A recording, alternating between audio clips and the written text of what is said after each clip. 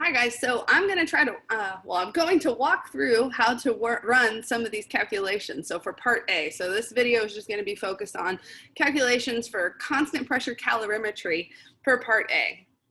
Okay, so part A was a neutralization reaction. I'm making sure I'm sharing my screen here. Okay, so it was a neutralization reaction and you had your styrofoam cup. Whoa, it's pretty thick. Trash. You had styrofoam cup, and inside that cup you had 50 milliliters of water, and then you added 50 milliliters of 1 molar HCl, and then you added 50 milliliters of 1 molar sodium hydroxide. Okay, so you essentially had a total of 150 milliliters of liquid. I'd say 99% of that is water, okay? So to make the sodium hydroxide solution, a 1 molar solution of sodium hydroxide, you dissolve 40 grams, so think of maybe like your palms full, into 1 whole liter of water. So 1 molar sodium hydroxide is mostly water, okay? And hydrochloric acid, I forget what exactly it is. I believe it's like 50 to 70 milliliters in 1 whole liter. So again, mostly we're just going to assume that 1 molar HCl and 1 molar sodium hydroxide is water. Okay, they just have small molecules inside that water that are hydrochloric acid and sodium hydroxide. So strong acid, strong base. Okay, so when the reaction occurred, HCl plus NaOH, you made a water molecule, right? A neutralization reaction, and a salt, sodium chloride. Okay. There was energy it absorbed to break the bonds between H and Cl and to break the ionic interaction between the sodium ion and the hydroxide ion. Okay, so remember, when you have to break a bond apart, you have to add energy, so it absorbs energy.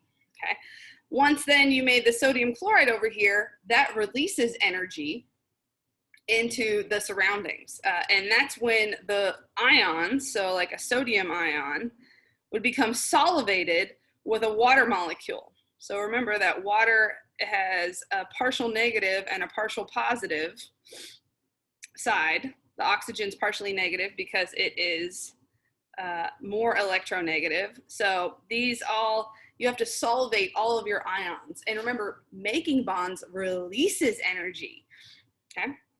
So overall, what you did is you just mixed your acid and base in your cup, and you saw the temperature of the water, right, because it's mostly all water in the cup, increase. So when the temperature increases, that meant that this neutralization reaction gave off heat, okay?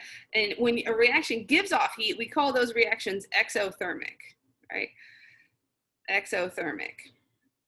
And heat in chemistry world is given the variable Q, lowercase q, okay?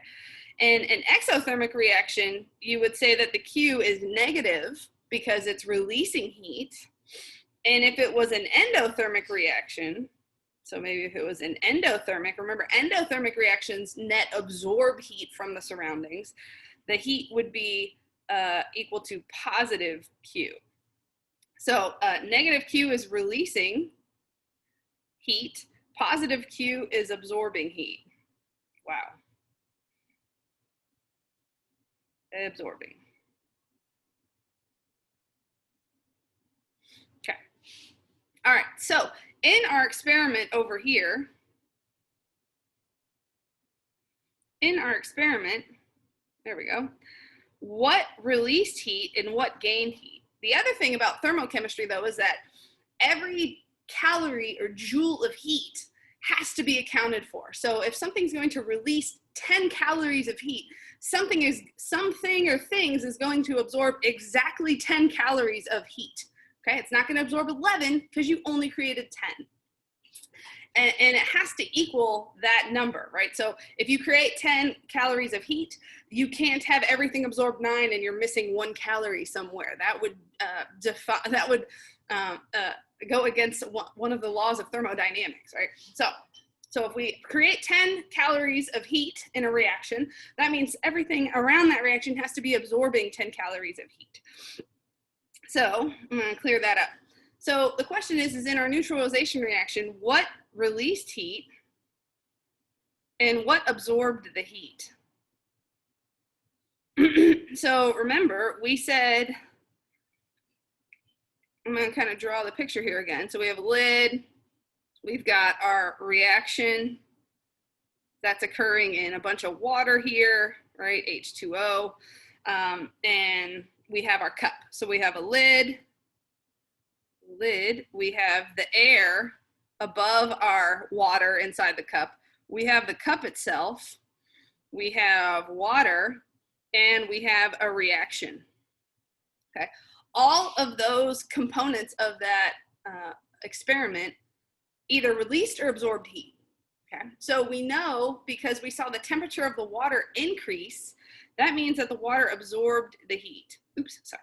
So let's write water over here on this side, the smallest eraser possible.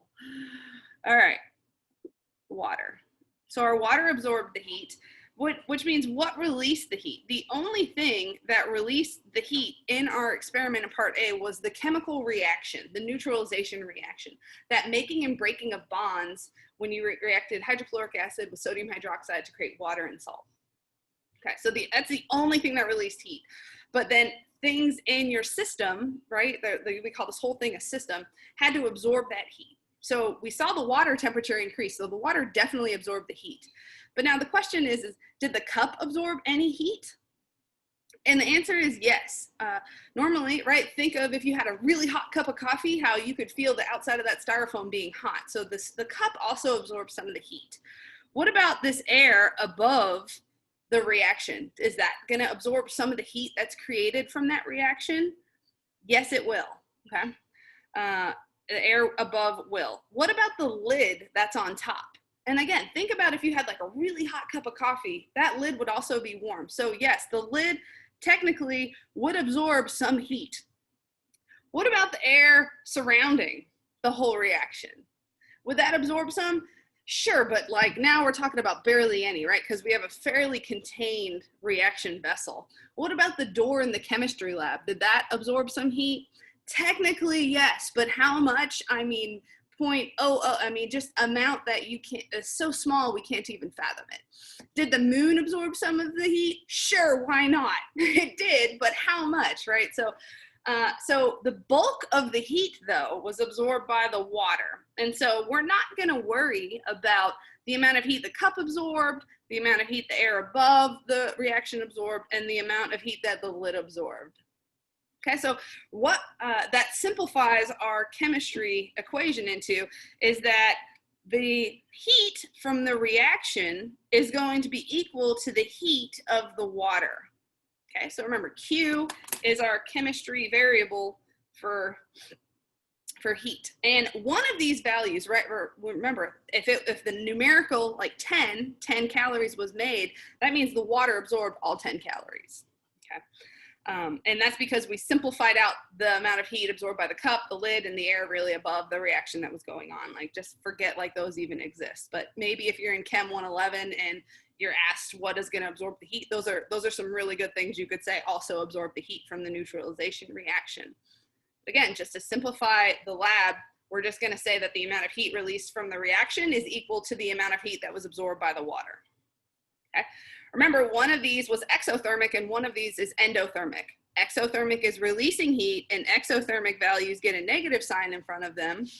And endothermic absorbs, and the water absorbed the heat, so we can put a positive sign in front of the water. Okay. The sign just is letting us know if something is releasing heat or if something is absorbing heat, right? Negative is release, positive is absorb. Okay, so hopefully you're followed along that far. Now let's start talking about the enthalpy of the reaction. So the enthalpy, delta H, of the reaction is equal to the amount of heat released from the reaction divided by the moles in the reaction. So moles is an amount, right? And usually when we talk about moles, you should think about Avogadro's number. 6.022 times 10 to the 23rd atoms or molecules per 1 mole. Okay. So we need to, in order to solve for the enthalpy of this reaction, we have to figure out what was the Q of the reaction, the amount of heat from the reaction, and how many moles were in the reaction. We couldn't necessarily measure the heat of the reaction directly, but we measured it indirectly by looking at how much heat the water absorbed. Because remember, just on that last slide there, the negative Q of the reaction is equal to the negative Q of water. So the heat released from the reaction is equal to the heat absorbed by the water. And we were able to measure the temperature of the water. And we know another constant about that water, which is called specific heat capacity. It's a really good time right now to introduce this other really genuinely great equation when we're talking about heat and thermochemistry, which is heat equals specific heat capacity times by the mass times by the change in temperature. Okay? Then we can add a bunch of subscripts to all these things, and you'll see that throughout a couple. But so I'm going to modify my delta H reaction over here to include the Q of the water, because you measured the temperature change of the water. So we have to look at the heat that the water absorbed. And then we can say that that heat is equal to the amount of heat generated from the reaction. Okay. So if I think about the Q of the water, the specific heat capacity of the water is 1 calorie per gram degree Celsius, or it could be Kelvin temperature wise. Okay, those are the units of specific heat capacity. And what that breaks down into, to think about it simply, is it's the amount of heat or energy required to raise 1 gram of that substance 1 degree Celsius. So to increase the temperature 1 degree for 1 gram, it requires that many calories. And again, since we're talking about water, sorry, I'm trying to erase here. So water, water is 1 calorie. Oops. Pause. All right, we should be resuming again. Sorry, my screen disconnected. Okay, so probably because of this eraser function. All right, so back to what we're talking about for water. The Q amount of heat of water is 1 calorie per gram, per gram, sorry, degree Celsius times the mass of the water. So if we think back to our reaction, what total volume of water did we have? Was it 50 milliliters of water? Was it 150 milliliters of water? If you had 50 milliliters of water and then you added 50 mils of HCl and 50 mils of sodium hydroxide, then the total mass should be 150 grams, because water has a density of 1. So 1 milliliter weighs 1 gram. So if we had 150 milliliters total, that should be 150 grams. 150 grams times delta T. And delta T for you is going to be the final temperature, the temperature final minus the temperature initial. Okay. And that's numbers you recorded. So it should be in the ballpark of 6 or 7 degrees roughly. Okay. So if you take 1, multiply it by 150 grams, and then by 6 or 7, whatever your number is, that's how much heat the water absorbed, right? Because the water absorbed heat and the reaction released the heat. So if the water absorbed, let's say the number is, I don't know, 10,000. I just made that up. If you plug and chug all your numbers there and the Q is 1,000, that means the reaction released 1,000 calories of heat. So that's how you get this value in the numerator of our enthalpy equation. To get the value for the denominator, you need to figure out how many moles actually reacted. So when you had HCl and added sodium hydroxide to create your water and your salt, NaCl, how many actual moles of HCl did you react? And the good news is that you can calculate that, because you know that your HCl was 1 molar and you used 50 milliliters of it, okay? You need to go figure out what are the units of molar. That's for concentration, and that's something over something. Just Google it if you don't know, or look in your book. And then you can take that concentration and multiply it by the correct amount of volume. So the hint there is that it's not milliliters. Once you figure out your unit of concentration, you'll see what you need to do next. But if you take concentration and multiply it by volume, you'll get the number of moles. So that's how you solve for the denominator number. And then you just put one over the other and you're done calculating the enthalpy of the reaction. If you have any additional questions, please feel free to post them on the Canvas webpage.